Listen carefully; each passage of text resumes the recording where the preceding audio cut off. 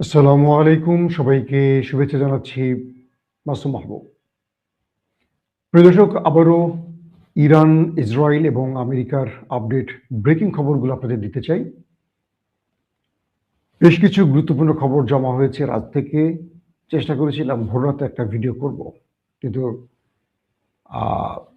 রোজার সেহরি খাবার পর শারীরিকভাবে ওইভাবে নিজেকে ফিট লাগে না যে একটা ভিডিও করতে পারবো। দর্শক, আমি সংক্ষিপ্ত আপনাদেরকে ব্রেকিং খবরগুলো একটা একটা করে দেবার চেষ্টা করছি। প্রথম যে গুরুত্বপূর্ণ খবর সেটি হলো যে ইতিমধ্যে আমেরিকা একটার পর একটা অ্যাটাক চালিয়ে যাচ্ছে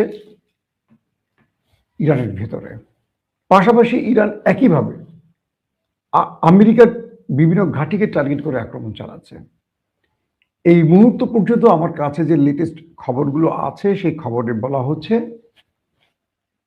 ইরানের ভেতরে কালকে ম্যাসিভ আকারে অ্যাটাক করেছে আমেরিকা, ইসরায়েল। আবার সেই অ্যাটাকের মধ্যে ইরান মার্কিন বেশ কিছু ড্রোনকে ভূপাতিত করেছে। পাশাপাশি ইসরায়েলের প্রায় 8টি ড্রোনকে, হারমিজ গ্রুপের ড্রোনকে ইলেকট্রনিক্স ওয়ারফেয়ারের মাধ্যমে বিশেষ সিগন্যাল দিয়ে বা হ্যাকিং করে আকাশ থেকে নামিয়ে ফেলেছে ইরান। বুঝতে পারছেন বিশ্ব মোড়লদের সাথে কিভাবে টেক্কা দিচ্ছে এখন ইরান।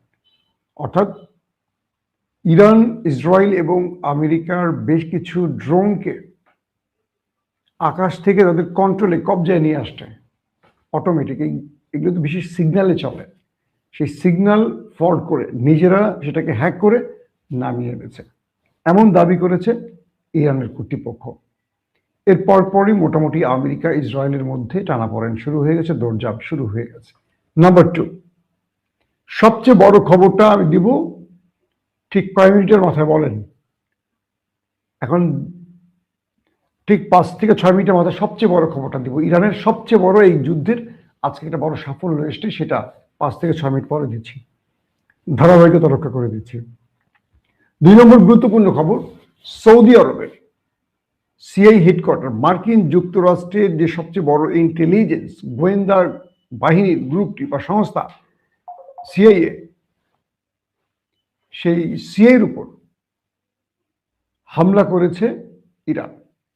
বলা হচ্ছে সৌদি আরবে সিআইএর যেটি হেডকোয়ার্টার, মানে সৌদি আরবে সবচেয়ে বড় যে অফিসটি গোয়েন্দা বাহিনী আমেরিকার, সেখানে ইরান ড্রোন অ্যাটাক চালিয়ে সেটাকে একেবারে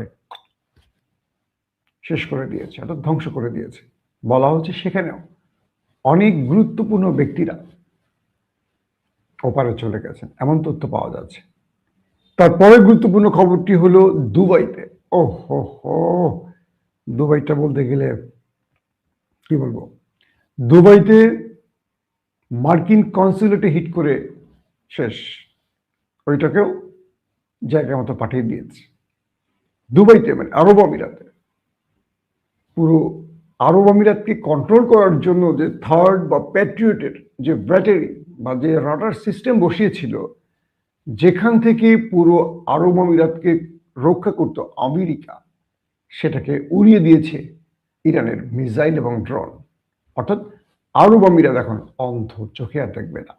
এখান থেকেই আরব আমিরাতের ভেতরে যদি কোনো শত্রুর অ্যাটাক আসতো, এখান থেকে সিগন্যাল পেত এবং সেখান থেকে অ্যান্টি মিসাইল ছুড়ে ইরানের আক্রমণগুলোকে ব্যর্থ করতো আরব আমিরাত বা মার্কিন যুক্তরাষ্ট্রের সেনারা। সেই আয়রন ডোম সিস্টেম কি বলে, সেই থার্ড এবং প্যাট্রিয়টের জন্য যেই সিস্টেম বসানো ছিল, সে রাডার সিস্টেম তো শেষ। তারপর থার্ডের যেই সিস্টেম সেটাকেও ধ্বংস করে দিয়েছে। থার্ডের দুটো ছিল, দুটোকে ধ্বংস করে দিয়েছে। এখন আরব আমিরাত ইরানের আক্রমণ আর মোটামুটি ঠেকাতে পারবে না। এক প্রকার আরব আমিরাতকে অন্ধ করে দিয়েছে ইরান। এবং যেটা বললাম যে আরব আমিরাত তাদের যে কনসুলেট ছিল সেটাকেও শেষ করে দিয়েছে। আরব আমিরাতের উপর ধোলাইটা একটু বেশি চালাচ্ছে কিন্তু ইরান। কারণটা হলো আরব আমিরাত হলো ইসরায়েলের আপন ভাই, বুঝছেন, মানে তারা মিলেমিশে সবকিছু করে। এবং বলা হচ্ছে দুবাইতে থাকা ইসরায়েলের বেশ কয়েকটি, মানে ইসরায়েলের ব্যবসায়ীদের বা ইসরায়েলের গোয়েন্দা বাহিনী মোসাদের যে কার্যালয়গুলো আছে দুবাইয়ের ভেতরে, সেখানে বেছে বেছে ইরান অ্যাটাক করছে। মানে অদ্ভুত না একটা বিষয়, ইরান কোথায় বসে আছে, কোথায় দুবাইতে মোসাদের আনাগোনা, কোথায় মোসাদ বসতেছে, কোথায় কি করছে, এগুলো তারা এত নিখুঁত তথ্য পাচ্ছে কোথায়, মেরে মেরে সব সবাই দিচ্ছেন। এরপরে আসেন যে রাতে ইসরায়েলের ভেতরে ম্যাসিভ আকারে অ্যাটাক করেছে ওরা, খামেনি বাহিনী ব্যাপক আকারে। বেশ কিছু মানে ইন্টারন্যাশনাল গণমাধ্যম বলছে যে ভেতরে কোনো ফুটেজ ধারণ করতে দেয়া হচ্ছে না, কারণ এত ম্যাসিভ আকারে অ্যাটাক ইসরায়েলিরা আগে কখনো দেখেনি। সব জায়গায় শুধু ফায়ার ব্রিগেড কাজ করছে, আগুন, ধোঁয়া, কান্না, চিৎকার শোনা যাচ্ছে। এত বড় আকারে মার হয়েছে তাদের উপর, এবং রাত হবার সঙ্গে সঙ্গে ভ্যারাইটিস মিসাইলগুলো, ড্রোনগুলো এই দেশটির মধ্যে ঢুকে পড়ছে এবং তাদেরকে ব্যাপক অ্যাটাক করছে, লন্ডু ভন্ডু করে ফেলছে। এবং আরো ইন্টারেস্টিং খবর হলো ইরাকের ভেতরে মার্কিন ঘাঁটিকেও টার্গেট করে ইরান আবারও অ্যাটাক করেছে। এখান থেকে আমেরিকা ইরানে আক্রমণ করছিল, সেই টার্গেটে আবারও মিসাইল মেরে, ড্রোন মেরে ওইটাকেও শেষ করে দিয়েছে। আজকে এই পর্যন্ত যে খবর পেলাম, মধ্যপ্রাচ্যে মার্কিন একটি ঘাঁটিকেও রেহাই দেয়নি ইরান। অর্থাৎ ইরান যে কথাটি বলেছিল যে যদি আমরা আক্রান্ত হই তাহলে একটি মার্কিন ঘাঁটিকেও আমরা অক্ষুণ্ণ রাখবো না, এটা কিন্তু ইরান বিগত 2-2.5 বছর ধরে বলতেছিল, বারবার বলছিল। মানে ইসরায়েল ফিলিস্তিন যুদ্ধের পর থেকেই যখন ইরানের সাথে একটা যুদ্ধ পরিস্থিতি তৈরি হচ্ছিল, তখন থেকে ইরান কিন্তু এই কথাটা বারবার বলেছিল। এবার সেই কাজটি করে দিল ইরান, একটা ঘাঁটিকে অক্ষুণ্ণ রাখে না, প্রত্যেকটা ঘাঁটিকে মোটামুটি খেয়ে দিয়েছে। এখন আমেরিকার সেনারা পালাচ্ছে বিভিন্ন জায়গায়, আমেরিকা থেকে বিশেষ বিমান পাঠানো হচ্ছে, সেগুলো ভর্তি করে তাদের হাজার হাজার জনগণ, তাদের সোলজারদেরকে এখন ডেকে নিয়ে যাওয়া হচ্ছে। তার মানে এই ঘাঁটিটি তৈরি করা হয়েছিল ইরানের সাথে যুদ্ধ করার জন্য, এখন তারা পালিয়ে যাচ্ছে। এটা তো নির্বিঘ্নে বলা যাচ্ছে পরাজয় হয়ে গেছে ইরানের কাছে। এবং মধ্যপ্রাচ্যে এখন পা রাখতে পারছে না আমেরিকা, যারা নতুন করে গিয়ে সাহায্য করবে, ইরান তাদের সেই সুযোগই দিচ্ছে না, এমন ধোলাইয়ের মধ্যে রাখছে যে তাদেরকে এখন বিভিন্ন দেশে গিয়ে মিটিং করতে হচ্ছে। ইরানে ঢুকে যে কিছু একটা করবে সেই সুযোগ তারা পাচ্ছে না, ইরানের রসদ পাঠাতে পারছে না, ইরান খুঁজে খুঁজে তাদেরকে মারতেছে, খুঁজে খুঁজে তারা যেখানে আশ্রয় নিচ্ছে সেখানে গিয়ে মারছে। রাতে কুম শহরে একটা গুরুত্বপূর্ণ মিটিং ছিল, অর্থাৎ ইরানের সর্বোচ্চ স্কলাররা, তাদের যে মূল সরকার গঠনের বডিটা আছে, সুপ্রিম কাউন্সিল, তারা বৈঠক করেছে। 80-র উপরে এই সদস্যরা একটা গোপন জায়গায় মিটিং করেছে। এই তথ্য পেয়ে সেখানে আবার আক্রমণ করেছিল ইসরায়েল, যে এখানে বসে তারা নতুন সুপ্রিম লিডার খামেনিকে নিয়োগ দেবেন। ঠিক সেখানে আবার ইরান আক্রমণ করছে। মজার ব্যাপার হলো ইরান এই তথ্যটি যাদের মাধ্যমে পৌঁছেছেন একটু পরিকল্পিতভাবে পৌঁছেছেন, অর্থাৎ ইরান এই বৈঠকটি করেছেন, করে তাদের নতুন সুপ্রিম লিডার নিয়োগ দিয়েছেন। তারপর ভিন্ন ভেন্যুতে মেসেজ দিয়ে ইরান দেখলো, টেস্ট করে যে ওরা কি করতে পারে, দেখলো ইসরায়েল সেই ভেন্যুতে অ্যাটাক করেছে। এবং কাল রাতে যে তথ্যগুলো পাওয়া গেছে ইরানের কয়েকটা সূত্র ধরে, যে ইরানের নতুন সর্বোচ্চ ধর্মীয় নেতা বা সুপ্রিম লিডার হিসেবে নিয়োগ পেয়েছেন মুজতবা খামেনি। তিনি হলেন শহীদ সর্বোচ্চ নেতা আলী খামেনির দ্বিতীয় অর্থাৎ মেজ সন্তান, সন্তান মুজতবা খামেনি। বলা হচ্ছে যে এই ব্যক্তিকে নিয়োগ দেওয়ার প্রধান কারণটি হলো তিনি পূর্বে আইআরজিসিকে কন্ট্রোল করতেন। আইআরজিসির খুব প্রিয় ভাজন তিনি, কারণ ইরানকে এই মুহূর্তে আইআরজিসি রক্ষা করছে বা কন্ট্রোল করছে, বা মূল লড়াইটা ইরানে করছে এখন আইআরজিসি। তো এই আইআরজিসিকে শক্ত জায়গা রাখতে গেলে, ঐক্যবদ্ধ রাখতে গেলে, তাদের মনোবল চাঙ্গা রাখতে হলে তাদের প্রিয় কাউকে বানাতে হবে নতুন সুপ্রিম লিডার। তো সেই হিসেবে যেহেতু আইআরজিসির সাথে আগেই কাজ করতেন, বা আইআরজিসির উপদেষ্টা বা পরামর্শক হিসেবে নেপথ্যে কাজ করতেন খামেনির ছেলে, তাই মুজতবা খামেনিকে দেয়া হয়েছে এখন তার বাবার চেয়ারটিতে, অর্থাৎ বাবার স্থলাভিষিক্ত হচ্ছেন মুজতবা খামেনি। এটি বলা যাচ্ছে যে একটা মানে ভালো জায়গায় বা ভালো সিদ্ধান্তের জায়গায় গেছে, কারণ এই মুহূর্তে ইরানকে ঐক্যবদ্ধ রাখা খুব জরুরি। তারপরে যে গুরুত্বপূর্ণ খবরটি সেটি হলো আপনাদের যেটার জন্য বসে আছেন, আমি তো বলেছি দুবাই কনসুলেট শেষ। কুয়েতের লাস্ট যে আপডেটটা পেলাম, কুয়েতে একটি মেরিন ঘাঁটি বা কোনো একটা জায়গায় মানে মার্কিন বিশেষ জায়গাকে টার্গেট করে ইরান 10টি ড্রোন অ্যাটাক চালিয়েছে কুয়েতে।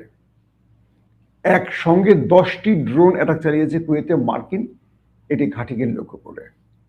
সেখানে আমেরিকার 160 জনের উপর সেনা উপস্থিত ছিল। ইরান দাবি করছে, আইআরজিসি দাবি করছে 100 জনই সেখানে চলে গেছে বিনা টিকেটে, বুঝছেন তো, ওই জায়গায়।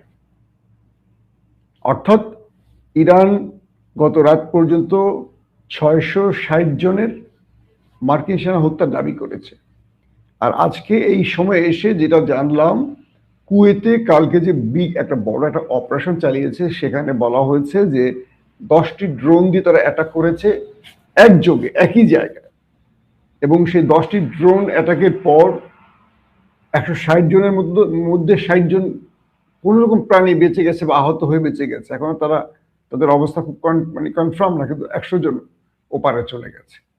এই খবরটি যদি সত্যি হয়ে যায়, ইরান যে দাবিটি করেছে এটা যদি সত্যি হয়, তাহলে আমি বলতে পারি যুদ্ধ এখন বড় ফ্রেমে প্রবেশ করবে। কারণ একসঙ্গে বিগত কয়েক যুগে এত মার্কিন সেনা নিহতের কোনো খবর পাওয়া যায়নি। এখন ডোনাল্ড ট্রাম্পের বক্তব্য দেখেই বোঝা যাচ্ছে যে তার অবস্থা খারাপ।